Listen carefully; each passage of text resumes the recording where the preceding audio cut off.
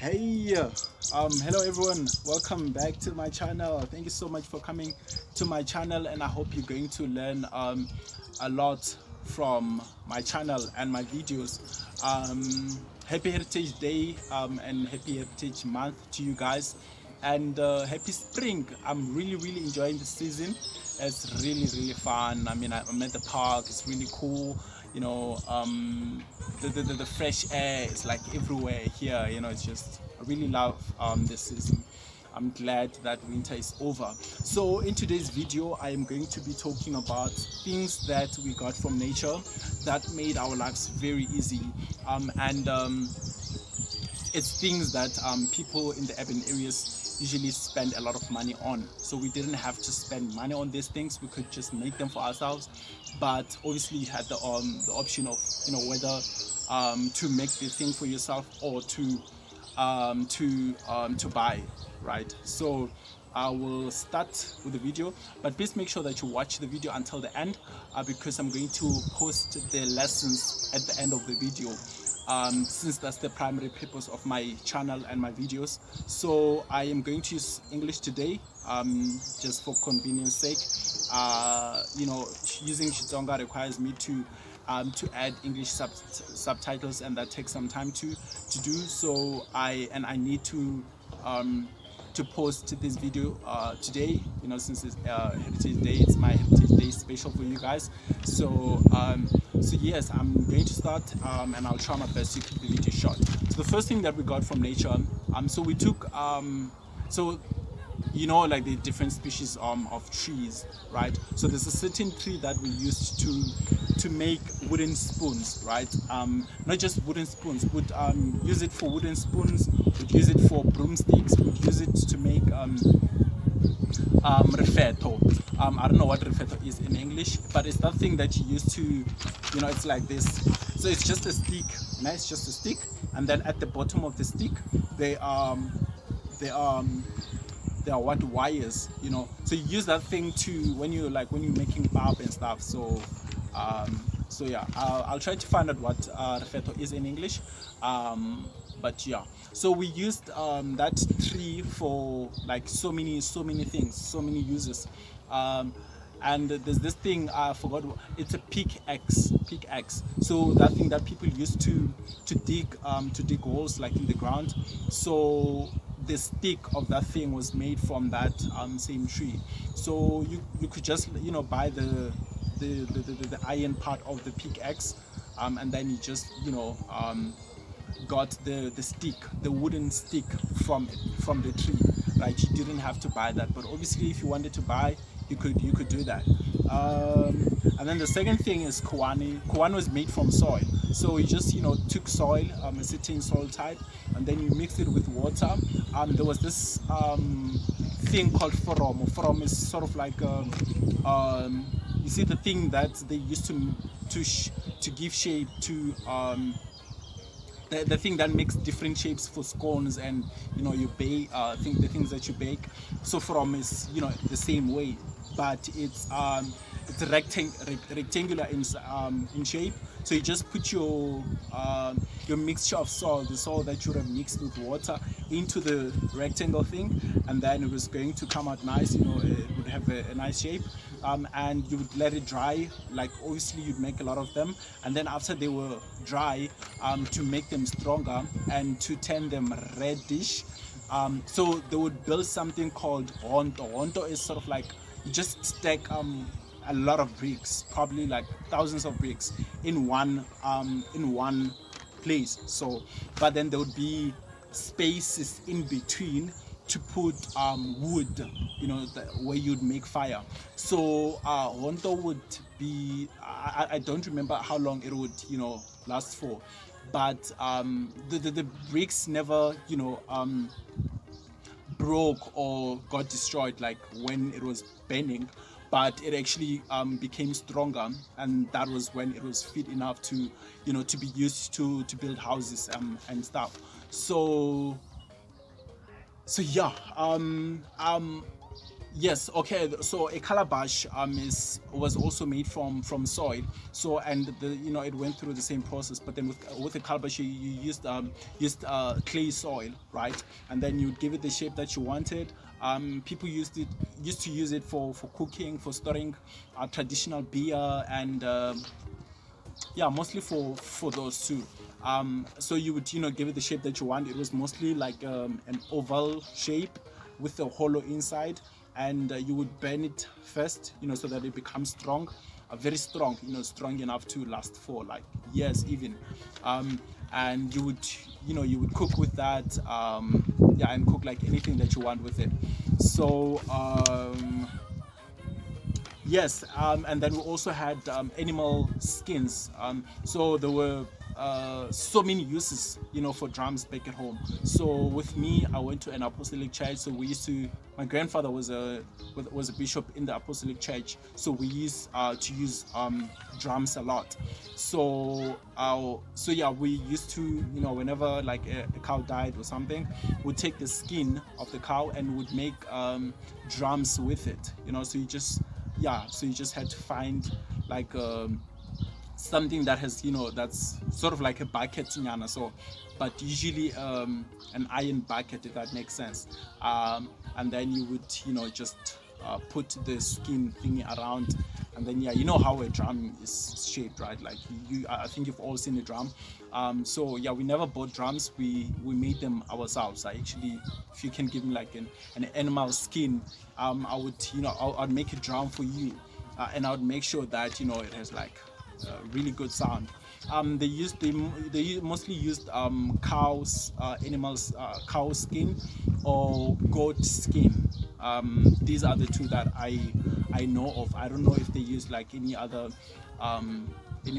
animals for, for making drums.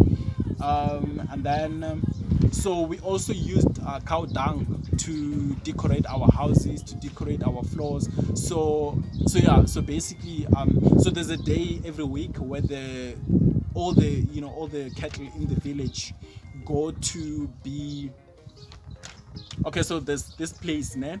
There's like it's not a, what do we, it's like a hole sort of thing. It's really big, and then there's water, and then in that water they put disinfectants sort of things, and then cows have to go there every week. So there's a day all the cows in the village go there. So people, go around, picking up cow dung, in buckets, and then they go home. They mix the dung, like they usually, get a lot of it. Sometimes, so many buckets, like sometimes about 5 buckets. So you mix the dung with water, and then you decorate. You can use it to decorate your floor. Sometimes there's this soil type that we used to, to decorate our floors as well. But that was usually put on top of the cow dung, or the cow dung on top of the soil, right? So we didn't really need cement, to pave our ground and like the floors and stuff, and our walls also, we didn't need cement for that. So a full house could be built from, like you wouldn't need to spend a cent on every, especially if you could build, because you would use the soil to make your own bricks. You'd use fire to make those bricks strong. You'd use soil to build your thingies, to build your house. And then like on the ground you just use the soil, you just use soil, and then you would and then use the cow dung. So we also made paint from certain powders. I don't know where they got these powders, but yeah, so we used those powders to make paint, and then would paint our houses, in different colors. And this was done mostly by women, and they were very very good, with this. So if I go home sometime soon, I'll take pictures of houses that were painted, using those specific paints that I'm talking about, those powder paints that I'm talking about. Um, And yeah, so we had rivers, empty rivers. So the rivers were dried up and there was no water, and there was a lot of sand there. So that's where a lot of people collected sand to build houses. And the different soils that they used to build houses. Yeah, we got most of those soils, be it like in the rivers or just like all around us. But you didn't need to spend money on those things. You could just get them for free, especially if you had a wagon, and then you had animals to pull that wagon. You could just go and get it for yourself, and then you didn't need to spend any money on that. So and then obviously, okay, so we had grass, which we used to make roof for our houses, but then these were mostly huts, those round houses. And then yeah, we just go to the fields, and then would get grass, and then we'd come back and put as our roofing, and that would last for, excuse me, for a very long time. We didn't need to buy a corrugated iron or like this type of roofing. That was more than enough, and you could actually just do that for yourself. You could go and get the grass for yourself, and you could go. A lot of women used to do that every single day. A lot of household chores were done by women. So all the building was usually done by women. So from making the bricks to bending them to getting the wood to getting the grass to like all these things were done by women, to decorating the houses as well. So using the dung, men never used most men don't even know how to do that, because it was mostly done by women. So they would get the grass, and then I think the man would put the roofing. And then there are some things that they use, some I don't know what to call them, but it's some it's branches that are very thin that they use. So when they use what do we call, when they use grass as their roof, they have to put some some branches first, not branches, strands sort of things of a certain, it's from a certain tree, né? And then they put that before they put the grass. So they got that from nature as well. All right, so the next one, my handwriting is so bad, so I sometimes don't even see my own handwriting. All right, so I think I have to go to the next page. And then there's this tree called tabu, né? So so this tree produced fruits, and we called those fruits tabu, matabu, and that tree was also called tabu. So if you went to that tree, to the bark of that tree and you took a nail and then you scratched it, there would be some white fluid coming out of the tree, and you could take that and store it in a can. And then if you bent that, like you took the can and put it in fire for some minutes, the thing was going to boil, and once it boils, it was going to become a gum. The gum that we eat, the same way, it would just be like a tasteless gum. So we used to use that to trap birds. So yeah, you just put it here, like on a surface or maybe on a branch, and then you put food next to it, and then when birds came, they would be stuck on the thingy, on the gum, and they couldn't move, and you were going to get them. Sometimes we just clean them, and then we just shoot them for fun. The same reason, the same way people chew. All right, so as I continue, I'm so sorry about that. So and then the next one is there's this tree. It's a herb actually that we used to use, called danda. Danda was used as soap, right? So like if you take the leaves of the herb and then you like crushed them like this, and they would actually be slippery, and if you put them in water, it would create some foam. So the same way that soap does. So whenever like we're because I told you like in the previous videos that we used to spend a lot of time at our farm. would actually use that sometimes, to wash our hands, if maybe we forgot to bring soap, and stuff. So they call it danda. I don't know what they call it in English. And then we used, this is not from nature, but then there's the iron that we used to use to iron our clothes was it wasn't like the electricity one. We actually, so it was actually like, it was shaped, the same way, the iron that we know is shaped, but then inside it will be hollow, and then it will be an iron also, like iron. Yeah, it was an iron, right? An iron that was made of iron. That makes sense, right? So you'd put charcoal in there, hot charcoal, obviously, and then you closed it, and then you ironed with it, and it was very hot. Actually, you could, iron a lot of clothes, and that's like very convenient. That's a very good way of saving electricity, especially if you're still working well and stuff. Just use that, instead of using electricity. I don't know if they still produce them, if they still make them these days. I don't know where you can even get them these days. So those were very good. And then we didn't use electric kettles as well. We used these things, we called them chechisa. So you just pour water in the chechisa, you put it in the fire, it was going to boil, and they were really big also, so you could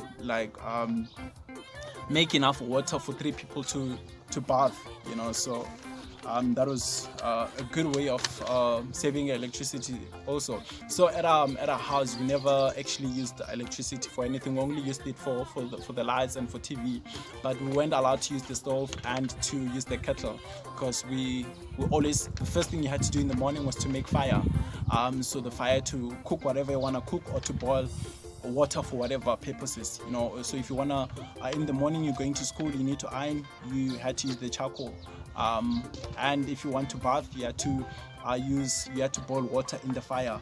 So we never used the thing, and then we used the wood, to make fire, and yeah, we used almost everything. We reused almost everything that was around us. So when the fire was done, and it was burnt out, you could take the ashes, the white ashes, and then you could use them as so if we used to, in summer, we would have a lot of ants in the ground, so you could just take the ashes, the white ashes, and put in the holes where the ants are coming from, and then they would just die in jail.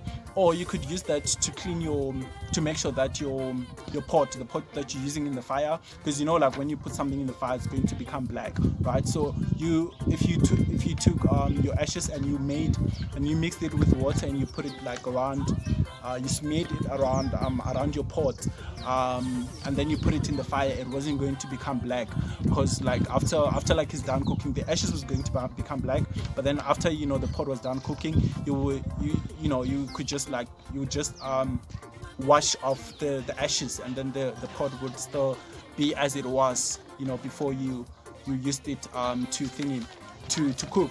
And this, I was told the next one by my mom. She said that back in the days before ovens were even a thing, they used to bake in the ground. So they would dig a hole.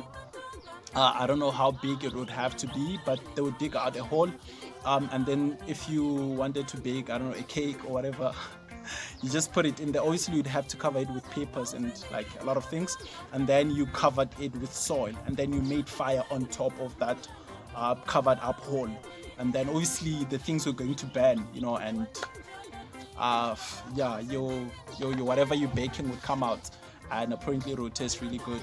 And then we used there's this herb that we used to use, my grandmom used to use as a spice, and it tasted so good. It tasted like mint, and we never used spices and a lot of soups. We just used that herb, and it was so good. It tasted so good also.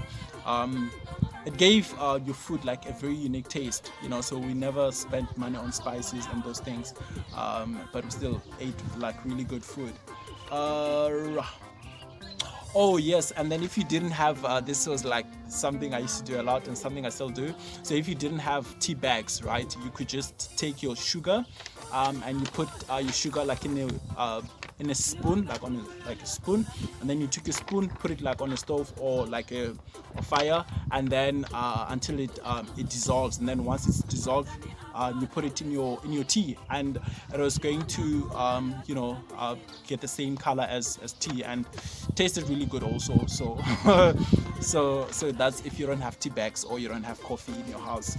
And then the Oh yeah, and then my grandfather used to use a lot of trees to cure his, so if the cows had like infections and stuff, so you just took a branch of a certain tree and then used that liquid. So some trees had liquid like in the bark. So if you like teared off the thingy, the branch, some liquid would come off. So you took that liquid and then you put it like wherever the animal is infected, and it was going to heal like after some time. And then we got reeds, that we used to make mats. We got those from the rivers and stuff. And yeah, we got alcohol from nature also, from marula fruits. We had those everywhere, so you just had to like collect them, and then you did your things, and you'd make like really really good alcohol from that. You didn't have to spend money on alcohol, or you could just make traditional beer, mqomboti. So thank you so much guys for watching this video. I will not forget to put the thingy at the end of the video, the lessons. So I will see you guys next time. Enjoy the rest